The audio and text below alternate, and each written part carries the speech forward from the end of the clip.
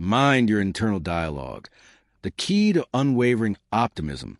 Look, I always say that life isn't what happens to us, but how we interpret what happens to us.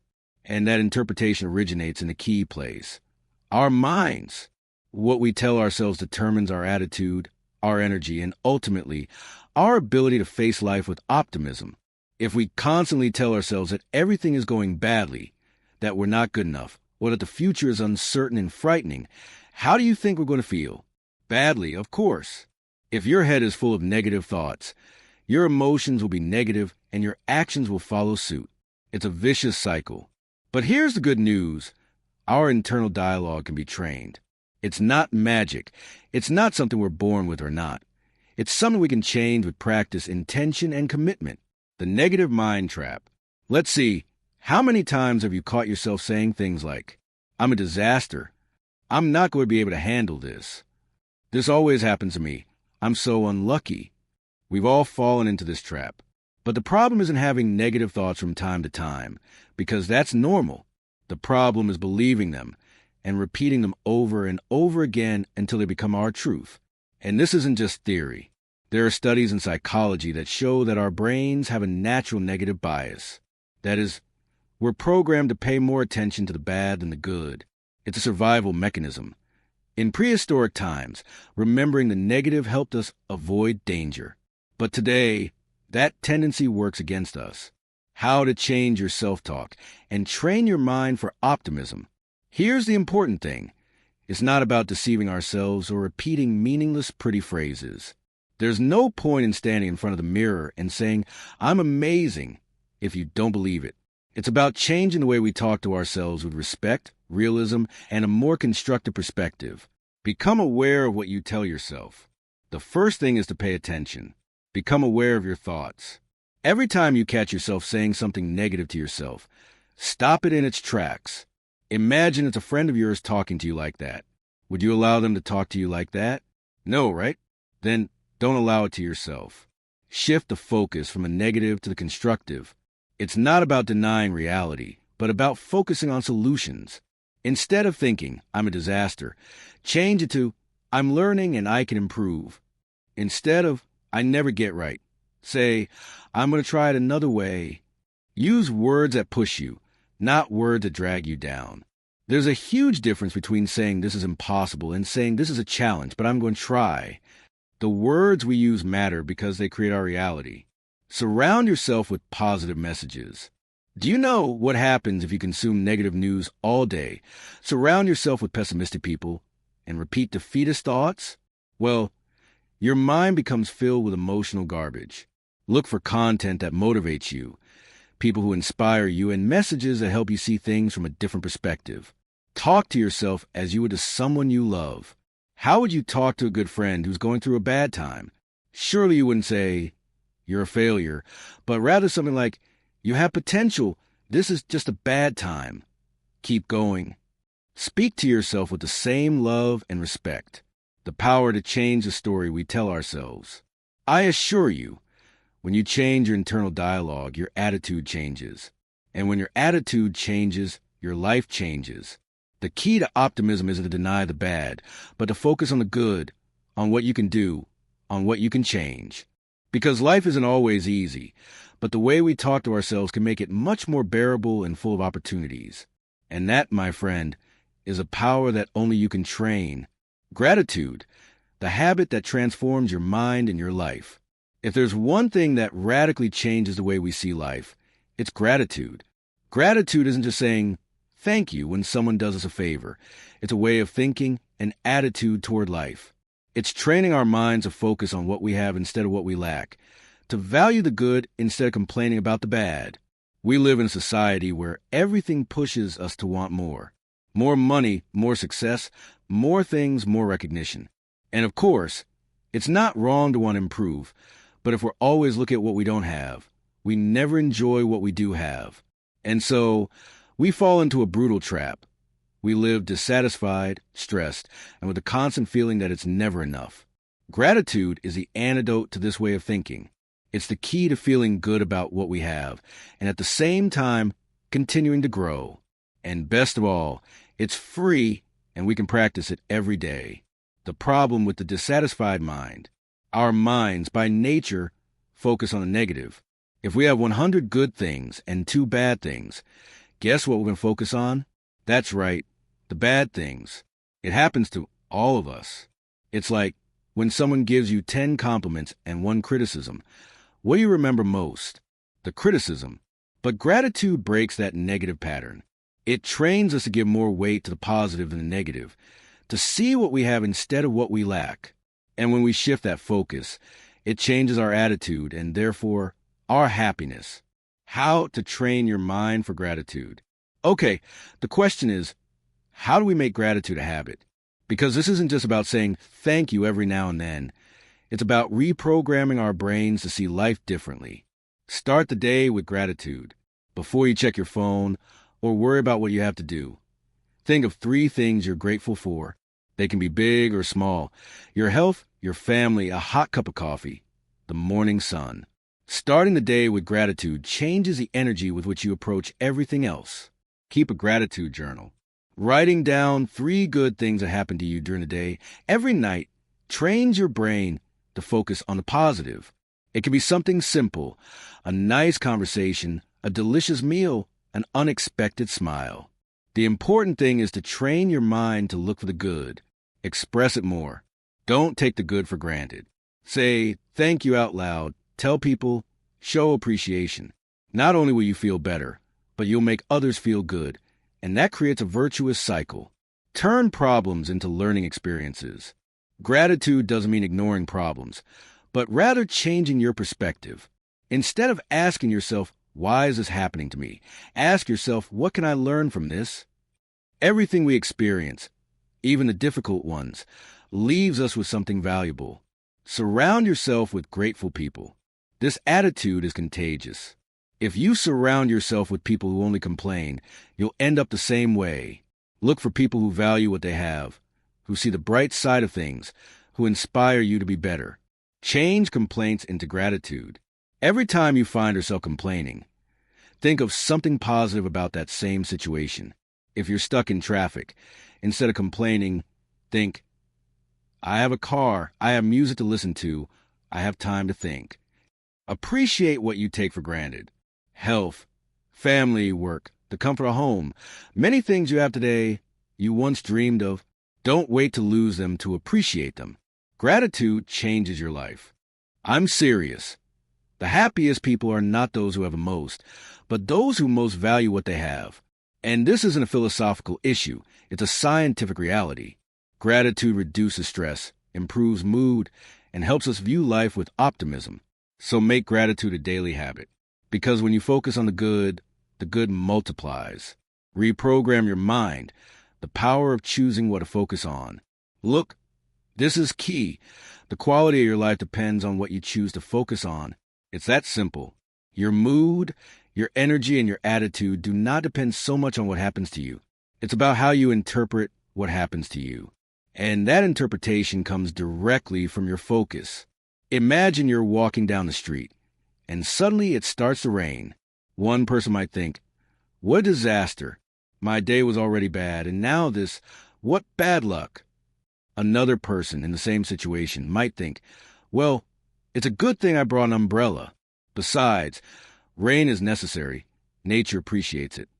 Same situation, but 2 completely different approaches. And this isn't a minor detail, because what you focus on determines your emotional state. If you spend a day focusing on problems, on what you lack, on the negative, how do you think you're going to feel? Bad. But if you learn to train your mind to focus on the positive, on what you can control, on what you add up, then your attitude and your happiness change radically. The negative bias of the mind, why we always see the bad. The human mind has a natural tendency to focus on the negative. It's a survival mechanism that comes to us from our ancestors. They lived in a dangerous environment where they had to be alert to any threat to survive. So our brains got used to prioritizing dangers, problems, and the bad. The problem is that today we don't live in the jungle fleeing predators, but our minds still work the same. If we don't train them, they'll always see the negative before the positive. Look, I'll give you a simple example. If 10 good things happen to you and one bad thing happens to you during the day, which do you focus on? The bad. If you're congratulated 5 times at work, but criticized once, what do you remember? The criticism. If you have a fantastic relationship, but one day you argue, what keeps you thinking all night? The argument. This isn't a coincidence. It's the mind's negative bias. And if we don't control it, it dominates us. How to train your mind to focus on the positive. The good news is that we can reprogram our brain. It's not easy or immediate. But with practice, we can change our focus and train ourselves to view life with more optimism. Here are some practical exercises to help you achieve this. Become aware of what you focus on. Throughout the day, ask yourself several times, am I focusing on the positive or the negative? You can't change something if you don't even realize you're doing it. Change your perspective on problems. Instead of seeing a problem as a punishment, see it as a learning opportunity. Ask yourself, what can I learn from this? Use the what if this was good technique. When something bad happens to you, instead of complaining, think, what if this is actually something good in disguise? Often, the greatest learning and opportunities come from difficult situations. Avoid the comparison trap. If you spend your life comparing yourself to others, you'll always feel like you're lacking something. Focus on what you have, on your own path, on your own achievements. Do a negativity detox. Reduce the amount of time you spend watching alarmist news. Avoid conversations filled with complaints. And stay away from people who always see the downside in everything. Surround yourself with people who inspire you and make you see the good in life. Train your mind with powerful questions. Every morning, instead of thinking about the day's problems, ask yourself, what good things await me today? And every night before going to sleep, I think, what was the best thing that happened to me today? Reinforce the positive with action. It's not enough to think positively. You also have to take action. If something good happens in your life, every day celebrate, be grateful for it, express it. The more you reinforce the good, the easier it will be for your brain to focus on it. Your focus, your happiness. Look, I'm crystal clear on this. Life isn't perfect. There will always be problems, challenges, and difficult moments. But the difference between a person who lives joyfully and one who lives bitterly isn't in what happens to them, but in what they choose to focus on.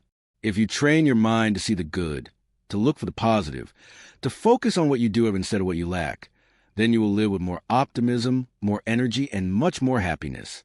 Because at the end of the day, you are the one who chooses what to focus on. The power of words, how what you say shapes your thinking. Words have incredible power. What you say, both out loud and in your mind, shapes your thinking, your mood, and even your actions. If you want to train your mind for optimism, you have to start by changing your language. Look, imagine 2 people facing a challenge. One says, this is impossible.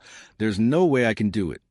The other says, it's difficult, but if I try hard, I can find a solution. Which do you think has the best chance of success? The second, without a doubt. And it's not magic. It's not cheap self-help. It's simply that language shapes our attitude. Words are how we organize our reality. If you constantly use negative language, your brain assumes it is true. If you tell yourself, I'm a disaster, I never do anything right, over time you believe it, feel it, and act accordingly. But if you change those words to, I made a mistake, but I can learn and improve, your mind responds differently. Self-talk, what you tell yourself matters. We all have an internal conversation. It's that voice in our heads that comments on everything we do. And that voice can be our best ally or our worst enemy. The problem is that often that voice is too harsh. We talk to ourselves in ways we would never talk to another person. I'm a failure. I always do things wrong. I'll never make it. Sound familiar? Now, imagine saying that to a friend who's going through a rough time. You wouldn't, would you? So why do you say it to yourself? The first step in training your mind to be optimistic is to be aware of your internal dialogue. Every time you catch yourself saying something negative to yourself, stop and reframe it in a more constructive way. It's not about deceiving yourself or seeing life through rose-tinted glasses, but rather about changing a narrative that limits you to one that empowers you. For example, instead of I'm a mess, Say, I'm learning and improving every day. Instead of things never go well for me, say, I can learn from my mistakes and do better next time. Instead of I'm no good at this, say, I haven't mastered it yet, but if I practice, I'll improve. The language you use with others also matters. It's not just how you talk to yourself, but also how you communicate with others. Negative language is contagious. If you always talk about problems, how bad everything is, how difficult life is, your environment absorbs it and reinforces that same pessimism in you. On the other hand, if you start using more positive language, you'll not only improve your attitude, but also influence others in a positive way. Words have power. Use it wisely. Some practical ways to improve your language. Avoid constant complaining. Complaining without looking for solutions is useless. Change, I have to I want to or I'm going to, instead of I have to go work. Try, I'm going to work and give my best. Replace the negative with the constructive. Instead of this is a problem, say this is a challenge and it has a solution. Surround yourself with people who use positive language. Attitude is contagious, and so is language. Gratitude as mental training. Focus on what you have, not what you lack. One of the most powerful exercises for training your mind toward optimism is gratitude. And I'm not talking about an abstract concept, but rather a concrete, real practice that changes your way of seeing life. Look, the problem is that human beings have a natural tendency to focus on what they lack instead of what they have. We wake up every day and instead of being grateful that we are alive, that we are healthy, that there are people who love us, that we have opportunities, we focus on what we don't have, on what worries us, on what hasn't gone well. And the worst part is that this approach blinds us to all the good around us. Why does gratitude change our mindset? Gratitude isn't just a nice feeling. It's a mental mechanism that changes your perspective. When you give thanks, you activate parts of your brain related to well-being and happiness. You literally rewire your mind to see the positive instead of the negative. It's no coincidence that the most optimistic people are also the most grateful. It's not that they're luckier or that their lives are easier. It's that they've learned to value what they have instead of lamenting what they lack. How can you train gratitude in your daily life? Here are some practical strategies at work. Start the day with gratitude. Before getting up, think of 3 things you're grateful for. They can be big or small, from having a family to simply waking up healthy. This exercise changes your state of mind from the morning. Make a gratitude list every night. Before going to sleep, write down 3 good things that happened during the day in a notebook. No matter how complicated the day was, there's always something positive. A pleasant conversation, a moment of laughter, a coffee you enjoyed.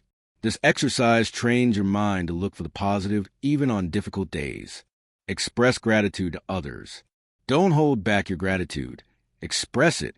Tell people what you value about them.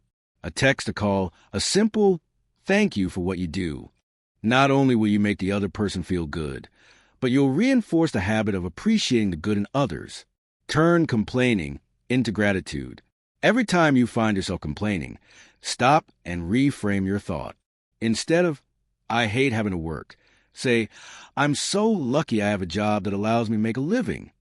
Instead of, I don't like to exercise, say it's great that I have the ability to move and improve my health.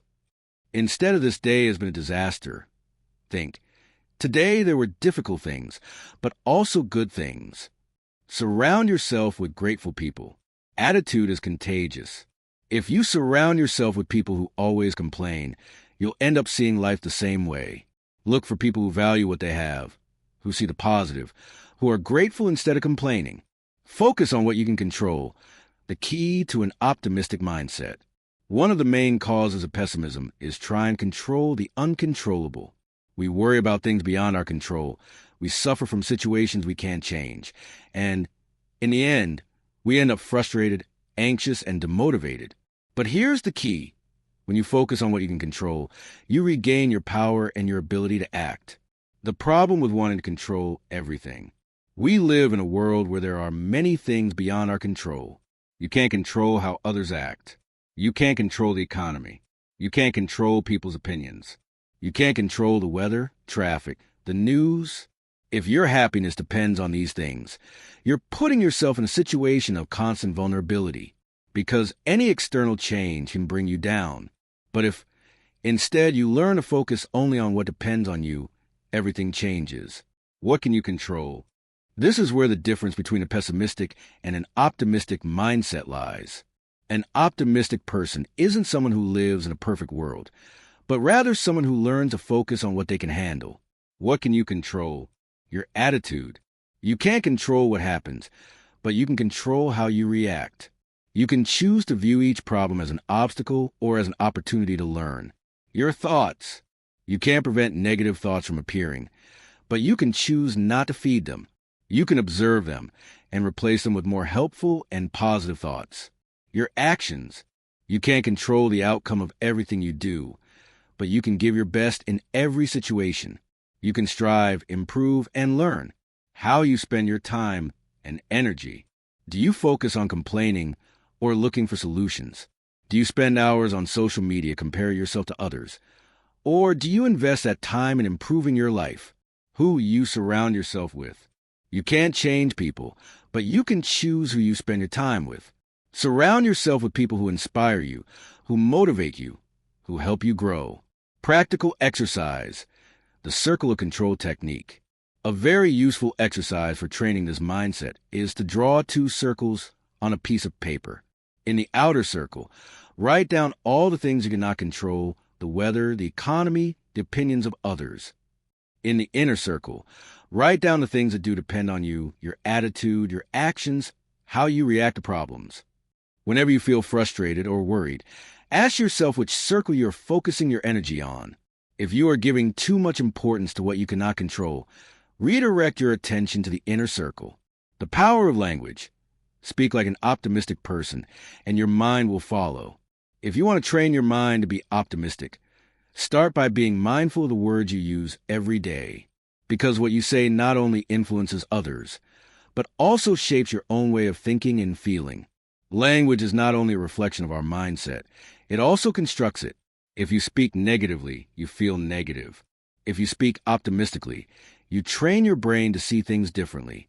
How language influences our mindset. Look, the brain is like a sponge. It doesn't distinguish between what's real and what you constantly repeat. If you say, I'm fed up, everything goes wrong for me, I'm unlucky every day, your brain accepts it as truth and reinforces that way of seeing the world. But if you change your speech and start saying, I'll find a way, I learn from every situation, today is a good day, you will gradually reprogram your mind to focus on the positive. Phrases that weaken versus phrases that empower.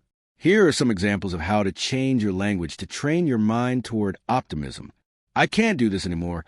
I can do this one step at a time. I'm a mess. I'm in the process of improving.